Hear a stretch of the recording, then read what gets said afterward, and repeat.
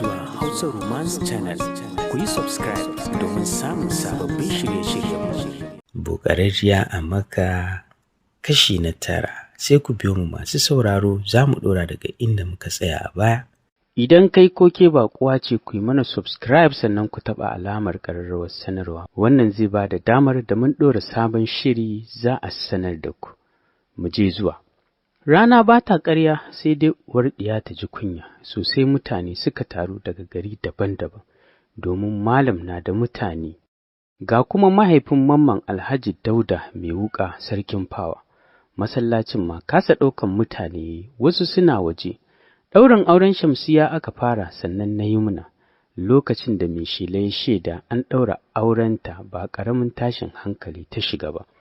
Tuni ta fara kwarara amai, jikinta ya zugage tas. Momi ce ta gyara ta tare da bata magani. Bayan an gama, Mamman da saurayin Shamsiya suka shigo domin gaisuwar surukai. Sai a lokacin ma ya gabata da lafiya, sosai ya tausaya mata. Bayan ya fita, ya koma gida, mahaifiyarsa sai cika take tana batsewa. Ko gaisuwarsa bata amsa ba. Misalin ƙarfe 2 suka tafi suka yi mata jere, dole sai da aka dawo da kaya da yawa. Saboda ɗaki ɗaya ne da ban ɗaki, sai kicin shi ma ba wani babba ba. Yusra ta ce, kin ga ko abin da nake faɗa miki, yanzu ya zaki da wannan kaya? Momi ta ce, siyarwa zan yi na bata kuɗin, sa mata wani amfanin ta jajari. Shiru Yusra ta yi bata ce komai ba. Hajiya Anne kakar mahaifiyarta ta ce, ai kuwa kin kyauta, Allah ya yi albarka. Amin ta ce. Da misalin ƙarfe 5 na yamma, Momi ta shirya Yumna cikin wani lace pink color. Ba ƙaramin kyau ya yi mata ba, duk da saboda cutar da ta yi ta zabge ta rame lokaci ɗaya. Nasiha ta yi mata, kuka kawai take, share hawayenta ta yi bayan ta gama yi mata faɗa. Ta haɗa su da Shamsiya ta ƙara yi musu, sannan malam su Inna bayan sun gama, daman masu ɗaukan amarya suna jiransu. Yumna ta fito, sai da ta juyo ta ƙara kallon gidansu, hawaye ne suka zubo mata. Da ƙafar dama Momi ta ce ta shiga cikin motar. Shiga ta yi ta kifa kanta ta ci gaba da kuka. Har suka isa, nan ma da ƙafar dama Momi ta ce ta shiga. Ba ta yi musu ba, ta shiga da ita, kai tsaye gurin mahaifiyarsa suka nufa. Sallama suka yi, ƙanwarsa Hindatu ce ta amsa, amma innarsu Mamman ko nunawa ba ta yi ba, ta san da tsayuwarsu. Shigowa suka yi, wasu suka tsaya a waje. Momi ta ce, barka da yamma ya taro. Da ƙyar ta ce, barka dai alhamdulillah. Sosai Momi take mamaki, to ya aka ba ta san da wannan matsalar ba, da ba za ta bari a yi auren nan ba. Kar ta takura Yumna, danna abin ta yi ta ce, masha Allah, to ga amana nan mun kawo miki duk. Ai ba ta ƙarasa ba ta ce, dakata, ban amshi wannan amanar ba, don haka ku tattara ƙafafuwanku ku fitar min daga ɗaki kafin na gurza muku rashin mutunci. Tashi su Mami suka yi, Yumna tamkar za ta faɗi saboda tashin hankali. Daman Fa'iza ta daɗe tana faɗa mata, innar su Hindatu ba ta da kirki. Sai yau ita ta shaida da maganar Fa'iza a gaban jama'a, ta tozarta ta. Lallai jiya ba yau ba. Ba don ta yi sanyi ba, Yasin sai dai ta saka ɗanta ya sake ta, daman haka take bukata. Ɗakinta suka kai ta, sosai Momi take cikin ɓacin rai. Faɗa ta ƙara yi mata, ta yi mata sallama, su Fa'iza ma ba jimawa suka tafi. Zazzaɓi ne ya ƙara rufe ta, da gudu ta fito tana kwara amai. Tamkar za ta amayar da ‘ya'yan hanjinta. Innar su Hindatu fitowa ta kama ƙugu ta ce, wallahi ba za ta saɓu ba, dama da ciki kika shigo min cikin gidan ɗana? Ba ƙaramin ɗaga mata hankali wannan maganar ta yi ba, da sauri ta ɗago. Lokacin Mamman ya shigo yana baza babban riga. Jin abin da mahaifiyarsa ta ce, da sauri ya ƙaraso cikin ɗaga murya da faɗa ta ce, ga ta nan ta shigo maka da ciki cikin gidanka. Don haka wallahi sai ka sake ta, ba zan yarda ba ta zauna min da cikin shege a cikin gidan nan. Jiyan da ta ɗashi ta yi fari, an zo za a cuci ɗana, a yi laulayi a gidansa don ki rufa wa kanki asiri. Ƙawayenki ba ƙananan karuwai ba ne, don haka ka ji na rantse maka, idan baka sake ta ba sai na tsine maka, kuma saki 3 nake so ka yi mata. Domin wa'annan mayu ne, sab ubanta zai ƙara rubuce ka akan sai ka mai da ita. Ga yarinya nan 'yar mutunci na kawo maka, amma ka ƙi aura, ka bige da auren ragowar titi. Jiya kansa ya sara mai, shi ba mace ba ne balle ya iya tantance abin da innarsa take faɗi, amma tabbas duk abin da ta faɗi gaskiya ne. Shi ma kansa kyan da Yumna ta yi ba ƙaramin mamaki yake ba shi ba, sai kawai ya bar shi a gyaran jiki da ake yi wa amare ne. Shi ya maida ta haka, baya zargin Yumna, ya yarda da tarbiyyarta, amma ya iya mahaifiya ba wasa ba. Hawaye ne yake zubowa a idanuwanta ta ce, bai kamata ba don ba kya suna ki yi min wannan ƙazafin ba. Ko da a ce mamman zai sake ni, kar a sake ni da wannan baƙin taban da har abada ba zai taɓa gogewa a idanuwana da zuciyata ba. Kina da ‘ya'ya mata kin haifa, bai kamata ki jefe ni da wannan kalmar ba. Wata uwar buɗa ta saki ta ce, au Allah, maza sake ta ina gani, kuma ta taso na gaita har gidansu na shaida wa kowa abin da ta aikata. Mamman da ƙyar ya iya haɗiyar yawo ganin ya yi shiru, innarsa ta saka kuka tare da ƙoƙarin tsine mai. Da sauri Yumna ta girgiza kanta ta ce, Mamman ba komai, kar ka bari saboda ni ka ɓata lahirarka, komai mai wucewa ne wallahi. A hankali ya furta, na sake ki saki biyu. Share hawayenta ta tashi ta shiga ɗaki, mayafinta ta ɗauko, ranar ɗaurin aurenta an sake ta. Saki ashe daman haka yake da ciwo, ashe daman jinsa kawai take a baki, amma wata zuciyar tata murna take, wata na baƙin ciki saboda baƙin taban da aka sake ta da shi. A daidai nan mahaifinsa ya zo, Hindatu ta kira shi saboda abin da yake faruwa. Yana zuwa inda ta kora mai bayani, tabbas ga amai nan, amma ya ce, ke kin tabbatar da wannan zargin? Ta bawa ki ji tsoron Allah, Ubangiji fa baya yafa haƙƙin wani akan wani. Idan kin yi haka ne domin ki tozarta su, wallahi Ubangiji zai jarrabe ki ta inda baki zato ba. A daidai nan Yumna ta fito tana saka mayafi, mahaifinsa ya ce, ‘yata, koma ki kwanta, gobe sai mu yi magana. Na rantse da Allah sai ta tafi, ta zauna ta yi a cikin gidan nan. Tashi Yumna ta ko gabanta ba ta iya gani ta fita, Mamman kuwa ya zama tamkar wani mutumi, da ƙyar take iya tafiya, ikon Allah ne ya kawo ta gida, amma ba don haka ba. Da tuni wani zancen ake yi, malam yana zaune a soro shi da Momi suna magana. Ta shigo da yake akwai hasken fitila, da sauri Momi ta zaro idanta, tare da dafa ƙirjinta da yake dukan uku. Malam kuwa daskarewa da ƙyar ya iya cewa, Yumna, me ya dawo da ke?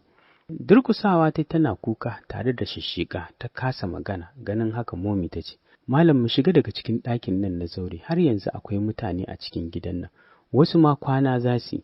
Tashi ya jikinsa duk a sanye, ya buɗe ɗakin su Hafizu, shiga suka yi. Momi ta ƙara maimaita mata tambayar, da ƙyar Yumna ta iya cewa, saki na ta sa yi saki biyu, na fito ina amai. Ta ce ciki ne da ni.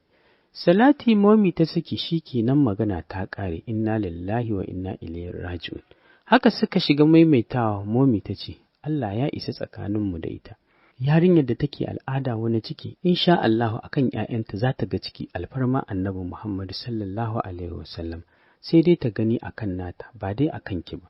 Ni daman tun da ta iya rufe ido ta ci mana mutunci, na san ba ta da imani, ba ta da tsoron Allah. Yanzu maganar da muke yi da malam kenan, a cikin daren nan, a ranar da aka ɗaura muka aure, ta sa aka yi miki wannan sakin wulaƙancin. Gaskiya matan nan ba ta da imani, ko ‘yan biki ba su so mu watsewa ba. Insha Allahu Yumna sai kin zama wata, makaranta kawai zaki koma, da zarar takardunki sun fito. Ta mai da ke ƙaramar bazawara. Malam kasa cewa komai, ko da ya tashi binciken Mamman, daman an ce mahaifiyarsa ta fi ƙarfin mahaifinsa. Ashe kuwa haka abin yake, da ya sani ƙiya da bai haɗa wannan auren ba, da ma ya bar ‘yarsa tun farko da ta nuna ba ta so. Ba komai, haka Allah ya tsara, daman aurensu na wani lokaci ne. Duk da ba a shaidar ɗan yanzu, amma ya san halin kowa daga cikin ‘ya'yansa. Ita dai Yumna barta da ɗaukan magana, amma wallahi baya zarginta, balle gashi nan an ce ma al'ada take. Wannan mata ta cuce su, ba komai, Allah yana nan a madakata. Da ƙyar ya iya cewa, Yumna ki yi haƙuri, ki yi haƙuri, ki yi haƙuri, Allah yana tare da mai gaskiya. Wata ran za ta yi nadamar abin da ta faɗa miki, kafin su Hafizu su zo, ku tashi ku koma cikin gida. Da sauri Momi ta ce, a'a, duk da dare ya yi, kawai mu koma gidana, ai haka kamar tozarta kai ne. Haka ne wallahi, Allah ya rufa mana asiri. Amin Momi ta ce, ta tashi ta shiga Yusra ta kwaso musu kayansu suka fito. Daman tun ɗazu kaka ta tafi, buɗe butte ta zuba kayan sannan ta rufe. Yusra ta shiga gidan gaba, saboda ita za ta yi tuƙin, daman ta matsu su tafi, so take yi ta ganta a gidansu. Amma Momi ta ce ba yau ba, sai gobe idan suka koma gidan Yumna, zuwa jibi sai su tafi. Tamkar an warke ta daga makanta ta ga Momi ta kamo hannun Yumna ta buɗe baki za ta yi magana. Momi ta haɗe rai ta buɗe gidan baya ta shiga, ganin haka ita ma ta tsuke bakinta. Kwantar da kanta ta yi a cinyar Momi tana kuka, zazzaɓin jikinta ya ƙara tsanani. Ba irin abin da Yumna ba ta saka a ranta ba, wayarta da take makale da ita a cikin zaninta ta ciro ta ce, Momi ajiye min. Cikin tausayawa Momi ta karɓa ta ajiye mata. Ba ƙaramin tausayin Yumna take ji ba, don ma yarinyar tana da ƙarfin zuciya, da wata ce faɗuwa za ta yi idan ta ji wannan zance. Sai ƙarfe 10 suka isa, mai gadi ya buɗe musu gate lokacin Jurej ya dawo daga aiki. Shi ma turus yayi ganin Yumna ta fito, abinka da babban gida da wadatar hasken wutar lantarki. Tamkar rana, jikinsa a sanye ya ƙaraso ya ce, Momi sannunku da zuwa. Yauwa Jurej, yanzu ka dawo? Wallahi yanzu na dawo, na ma biya ta gidansa Ahlam, jikin nata da sauki ba kamar jiya ba. Momi ta ce, to Allah ya ƙara sauki. Na ma kira ta ɗazu na jiya jikinta, wayar tata a kashe. Kallon Yumna zai wuce, Momi ta ce, Jurej ina son ganinka. Gabansa ne ya faɗi amma sai ya dake ya ce, to Momi, buɗe motar sai ya ajiye kayan da ya ɗauko. Ya bi bayansu. Lokacin Momi ta shiga ɗaki, Yusra ta hau sama domin bacci take ji. Yumna ce a zaune a falo, bai bi ta kanta ba, ya nufi bedroom ɗin Momi. Sallama ya tana zaune ta rafka uban tagumi. Sai da ya ƙara magana sannan ta ji shi. Da sauri ta ɗago ta ce, Jurej, ashe ka shigo. Zama ya yi a ƙasa, ya tankwashe kafafunsa ya ce, Momi me yake damunki? Na ga kin yi tagumi. Allah ya sa lafiya. Wallahi na shiga tashin hankali sosai da na ganki a cikin wannan hali. Ajiyar zuciya ta sauke ta ce, Jurej, wallahi ina cikin matsala. Kai kaɗai ne za ka iya fidda ni a cikin wannan matsala. Taufik baya nan, yana karatu, da shi zan wa magana. Kallonta yake cikin mamaki domin bai san ina zancen ya dosa ba. Taimako kuma yau Momi ce take neman taimakonsa, to duk yadda aka yi ba ƙaramin abu ba ne. Ba ƙaramin abu ba ne wannan, don haka ya ce, Momi don Allah ki faɗa min me ke damunki. Ajiyar zuciya ta sauke ta share ƙwallar da ke ƙoƙarin gangarowa a kurmin idanta ta ce, Yau an ɗaura wa Yumna aure, a yau uwar mijinta ta sa aka sake ta. Daman tun daga tarbar da ta yi mana, wallahi na san ba mutuniyar kirki ba ce. Gumi ne ya shiga yanko mai, ya shiga uku, ya san yanzu haka shi Momi za ta ce ya aure Yumna, ba zai iya adalci ba. Ba zai iya haɗa Ahlam da kowace mace ba, ba zai iya ba. Ji yayi ya shiga cikin wani irin hali, wacce ya kasa fassara shi ta kowace siga. Tishu ta yago ta share hawayenta ta ce, Kai nake da yaƙinin za ka iya riƙan min amana ko bayan raina, ba za ka taɓa iya tozarta Yumna ba. Taufik yana da wata ɗabi'a da wata hali, ba kowane abu yake so ba. Idan na tursasa shi ba lalle ya ce min ba zai iya ba, amma abin zai dinga ci mai rai, ƙarshe ya haifar mai da wata larura. Kai nake da yaƙinin za ka iya yi min wannan aikin, kai za ka iya riƙe min wannan amana, duk da ba lalle ka amsa ba, amma ka riƙe min ita. Ina son ka auri Yumna tunda bai ɗora mata idda ba. Habawa, jiye tamkar an ɗauko ringime man dutse an ɗora mai akan zuciyarsa. Ina ba zai iya ba, duk da ba zai iya yi wa mahaifiyarsa musu ba, amma ba zai iya yin adalci ba. Kasa magana ya tun da ya sunkuyar da kansa ƙasa bai ɗago ba har ta gama zancenta. Bakinsa na rawa ya ce, Momi, aurenta zan yi? Kai ta ɗaga mai, baya son zubar hawayen mahaifiyarsa, baya son abin da zai saka ta yi kuka, yana da kuma maganin damuwarta, ya kasa yi mata. Bakinsa na rawa ya ce, Momi ki gafarce ni ba zan iya aurenta ba, saboda Muhsin yana son ta, ba zan iya zama da abin da Amini na yake so ba. Ina da yaƙinin Muhsin zai iya riƙe wannan amana, wallahi tun da ya ganta yake min maganarta. Sai da na gaji na faɗa mai an mata miji, duk da haka bai haƙura ba. Yanzu haka yau nake ce mai yau ake ɗaura mata aure, wallahi yana kwance akan gadon asibiti. Idan na aure ta ban mai adalci ba, hakika na cika baƙin Amini, wataƙila ma hakan ya kawo ƙarshen alaƙar mu, saboda so mugun abu ne, zai iya haɗa mu duk irin amintar da take tsakaninmu. Dan Allah Momi, karki ce ban bi umarninki ba, amma me zai hana ta ci gaba da karatunta yadda za ta iya dogara da kanta, za ta tallafi rayuwar maraicinta har Allah ya yi abin da ya tsara. Ya faɗa yana riƙo hannunta tare da goge mata hawayenta. Momi kasa magana ta, wannan ita ake kira da tsaka mai wuya. Ta so a ce Yumna ta auri Juret dama tun farko, shi taiwa sha'awarta, sai kuma ya kawo mata ahalan. Ba yadda ta iya, ta amince da aurenta, tabbas ba za ta iya tauye mai haƙƙinsa ba. Duk abin da ya faɗi gaskiya ne, za ta bar zancen auren nan, Allah ya zaɓa mata abin da ya fi alkhairi. Da ƙyar ta ce, ba komai wallahi Juret, Allah ya yi maka albarka, ya shige mana gaba. Daman nima cewa ne ko a ɗakin mijinta ta ci gaba da karatu, amma wannan abin har abada ba zai ɓace mata a rai ba.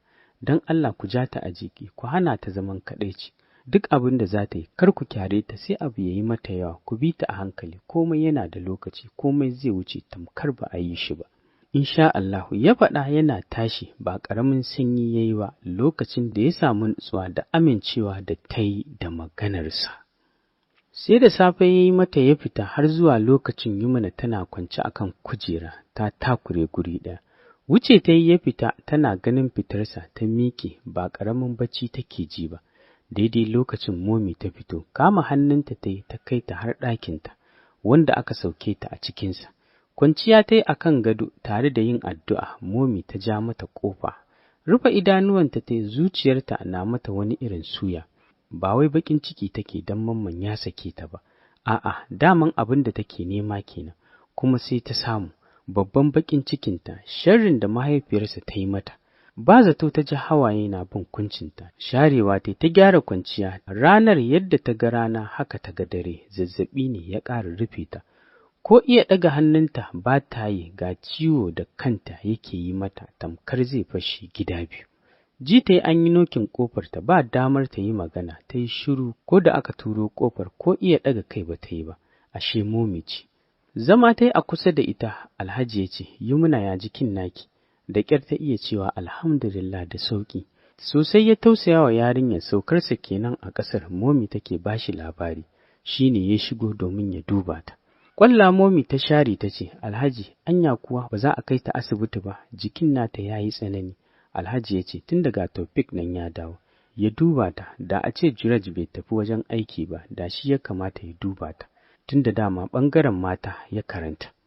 Ajiyar zuciya ta sauke ta ce, Allah ya sa bai kwanta wannan shegen baccin nasa ba, yawa na mutuwa. Zauna ki kula da ita, zan kirawo shi. To ta ce, ta shafa kan Yumna da yi zafi raɗau tamkar garwashin wuta. Cikin tausayawa ta ce, Yumna, sannu me yake damunki? Kasa magana ta sai bakinta da yake rawa, alamun tana so ta yi magana ba halin yi. Hawaye Momi ta share mata ta ce, ki yi haƙuri, akwai Allah, komai ya yi zafi maganinsa Allah. Kai kurum ta gyaɗa da ƙyar ta riƙo hannun Momi. Assalamu alaikum. Da sauri Momi ta jiyo jin muryar Taufik ta ce, wa alaikas salam. Ƙarasa shigowa yana cire medical glass ɗinsa ya ce, wannan ce marar lafiyar? Momi ta kalle su ta ce, Ɗan jim yayi sannan ya ce, Momi ban taho da komai ba, ko kayan sawa ta ban taho da su ba, tunda na san ina da su a nan, sai ɗan abin da zan yi amfani da shi na taho. Ko za a kai ta asibiti, na ga jikin nata ya yi tsanani. Tashi Momi ta ce, ɗauko mota ka kai mu. To ya ce ya fita. Alhaji ya ci karo da shi, ya yi mai bayani ya ce, to ba damuwa, ɗauko ka kai su. Bayan ya gama daidaita fakin ɗinsa, ya dawo ɗaukan ta yi domin ba za ta iya tafiya ba. Har cikin mota ya saka ta. Momi ta shiga kai tsaye asibitin da ya zamo mallakin Jurej, wato JM International Hospital. Suka isa cikin gaggawa, suka amshe ta saboda yanayin jikin nata. Kai tsaye emergency room suka shiga da ita. Momi jingina ta yi da bango. Taufik ya ce, Momi, me ya haddasa mata wannan ciwon ne? Zama ta yi a kan waiting chair ta ce, Taufik, labarin yana da yawa. Jan bakinsa ya tsoke ya zauna kusa da ita. Wannan kenan. Masu sauraro, kun ji fa. Sai ku tara a shirinmu na gaba. Kar ku manta ku yi mana subscribe sannan ku taɓa alamar ƙararrawar sanarwa. Amma idan ya kasance ku baƙi ne a tashar mu ko kuma ba ku yi mana subscribe ba, muna godiya. Mu haɗa shirinmu na gaba.